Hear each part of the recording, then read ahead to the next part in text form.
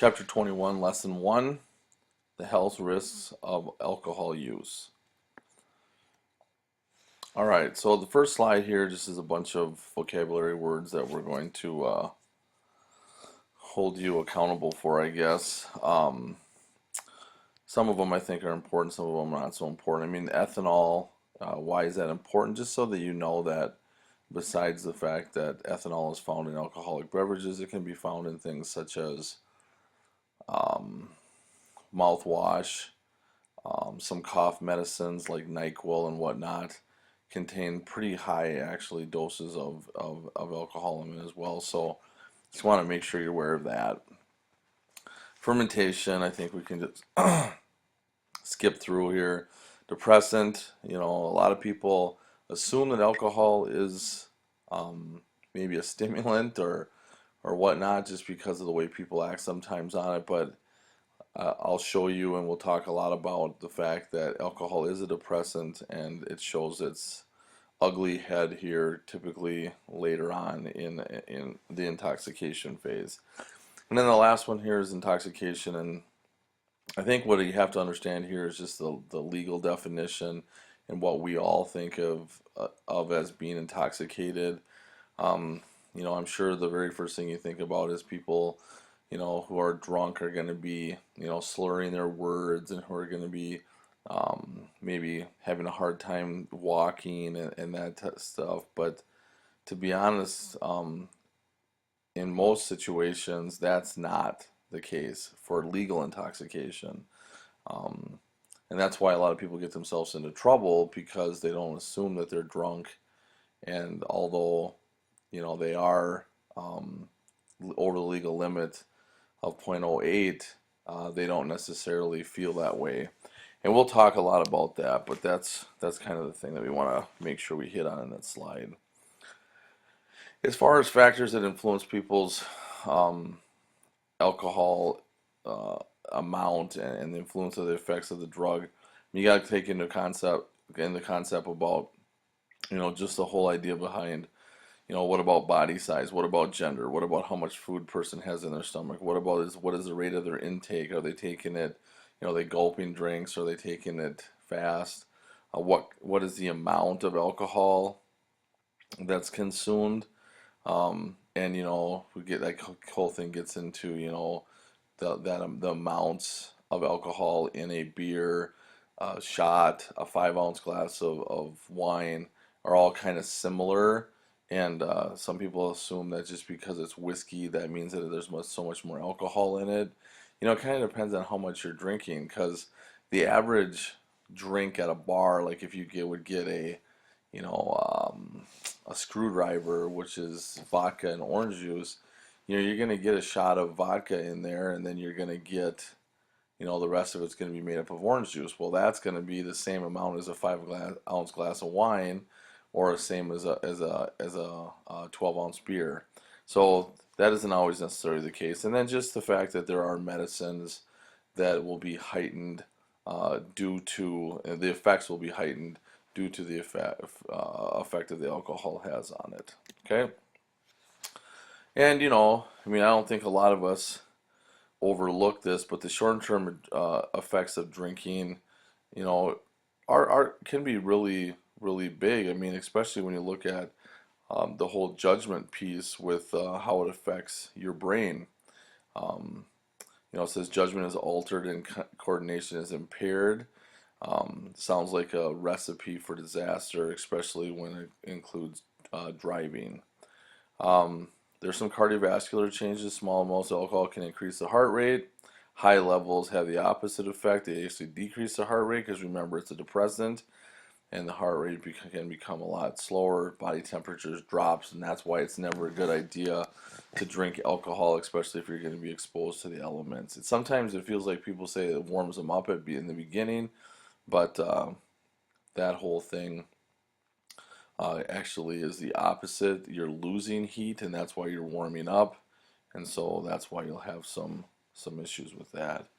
Um, Urine output is increased, and if you've ever talked to somebody who has had too much to drink, alcohol obviously increases their urine output.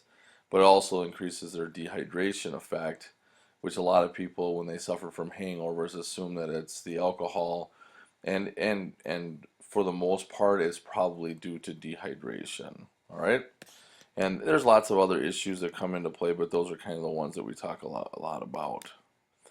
The long-term risks of long-term effects, and again, I mean, we know that you younger people probably don't care about this much as much, but when you get into excessive use, I mean, obviously addiction is a pretty big thing, and then there's brain damage that occurs. Every time you are intoxicated, that can occur. So we definitely want you to be aware of that. And then the whole idea about the digestive system, things like fatty liver, things like cirrhosis of the liver, which are pictured there, enlargement of the heart can be caused by alcohol, too much alcohol. Um, but I think everybody always assumes that it's about addiction, and alcohol is not very good for you. And I know you've heard reports about red wine being actually can be beneficial to your heart, and those studies have been going on for a long period of time, and they have shown to help with lowering cholesterol and that aspect. But as Miss Hitty, our other health teacher here at Elk River High School, talks about, you can get some of those same benefits from grape juice, not necessarily having to drink wine. So that kind of disputes that a little bit. So I don't think a doctor would ever, encourage people to drink alcohol to improve their heart. But you have seen the studies, I'm sure.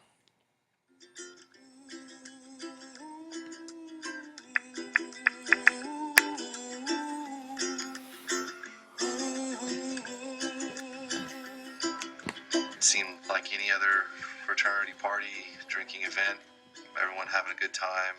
Carson was given a fifth of rum to share with the boy next to him. There was also a bottle or two of Everclear that was passed around. I remember looking over at Carson and just had this kind of glaze in his eyes. I noticed that he was becoming more intoxicated. I could tell that he wasn't all there. His body was kind of going limp, and then I saw him sort of kind of drooling out of his mouth, and then I knew he wasn't all right. He wasn't even sick. He had had so much to drink that it was past that. It wasn't that he just needed to get sick. He needed help. I saw two people just pick him up and carry him out of the room. Don't think I'll ever forget that. I raised him for 18 years, and in 20 minutes, he was unresponsive. I know that they thought about taking him to the hospital and changed their mind. I think they were just afraid that if they went to the hospital, there would be some sort of legal action against them and possibly him, because he's obviously a minor, he's only 18.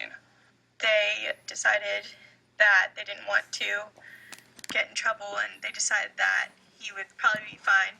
And they brought him back inside and put him on a filthy, horrible, disgusting mattress on his side and put a trash can there and left him there. At some point I asked, where did he go? The response was, he's inside on the couch. People are taking care of him. Don't worry. So I didn't worry. Julia was coming down the staircase, screaming and crying that we had had a missed call on our caller ID from the San Luis Obispo County Coroner's Office. Called home, and my dad answered. He just said Carson is dead. I just fell to the ground right up next to a side of a truck and just started crying. It was devastating. When you hear that your best friend died, it doesn't seem real. Everything just shuts down. You're not yourself for months. I had assumed that he had made it to the hospital, so I was in utter disbelief. When I heard of how he died, it was unheard of. I mean, I just didn't think it was possible. It made no sense to me that someone like Carson would pass away from alcohol poisoning. It was just weird to think that Carson could die from something as dumb as alcohol. A lot of college students think they're invincible. We've seen people who puke and then wake up in the morning and they're fine. So we never think that like this is gonna kill someone. It didn't have to be Carson thinking he was invincible, but other people thinking that he was. And I think it really comes down to that. The guys thought, A, we don't want to get in trouble, and B, oh, Carson's fine. Like, he'll just sleep it off and wake up in the morning. I mean, they were wrong. The people in the fraternity who made the decision not to take him to the hospital ultimately, just made a really bad, wrong decision that ended up killing him. They decided that they'd rather save their own asses than try and help Carson in that situation. Like, look at what happened now, you know? You thought you weren't going to get in trouble, but now the fraternity doesn't even exist. And worst of all, Carson died. These kids are living with the consequences now of what they didn't do that night. They started telling the story, and I said, okay, we need to bring in the dean of students, we need to bring in the director of the department. They continued to tell the story, and I said, I'm taking you down to the police station. If you're in a fraternity, especially if you're an officer of a fraternity, and you plan an event like the one that resulted in Carson's death, you can be charged with a felony, and it can change your life. It cost me and my family over $160,000 in legal fees, over $500,000 in civil suit settlements. It's hard to get a job when your potential employer Googles your name and a mugshot is the first thing that comes up. Whenever, any of my friends now, if they get into that position where they drink so much that they're having a hard time talking and standing or doing anything, I just monitor it more. And I think that would have been something, someone should have just sat by him and watched him and not just left him there. You gotta always have someone there just to watch them, whether they're fine or not. Because there's just like certain signs, like if their like skin or lips start to turn blue, or if their breathing pattern becomes irregular. That's something easy to notice if you're sitting with them, paying attention, which someone should have been with Carson that night.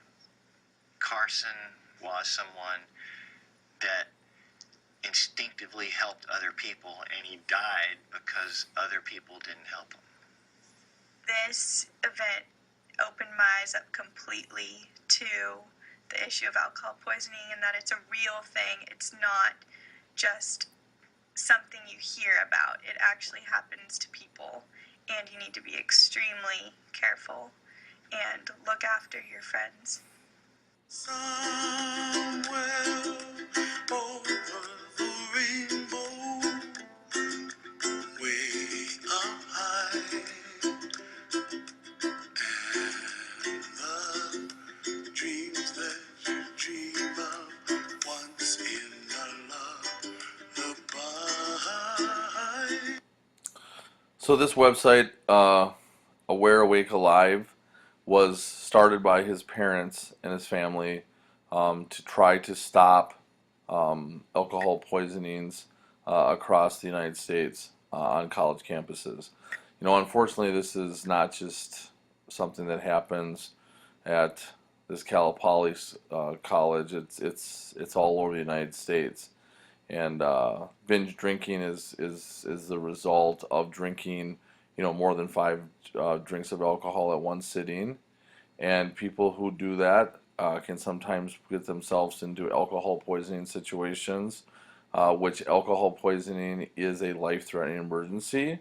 And so some of the effects of alcohol poisoning, as far as symptoms of it, is hypothermia or low body temperature, someone with an irregular heartbeat, someone with some slow respiration, vomiting. A lot of people think if you vomit, then you're going to be okay. And I was in college, I heard the same thing. But that isn't always the case. In Carson's case, he did vomit, but he still went into a coma and was could not be awoken. And what happened was that he passed away. So some of the things that they say, Aware, Awake, Alive, some of the information they give out, we got to help. I mean, first of all, you got to call 911. This is a life-threatening emergency. But the must-help sounds with mental confusion, unresponsiveness, and unresponsiveness, as far as the American Red Cross is considered, is a life-threatening emergency. Someone who is snoring or gasping for air and then throwing up, obviously. like they said, hypothermia, erratic behavior, breathing, and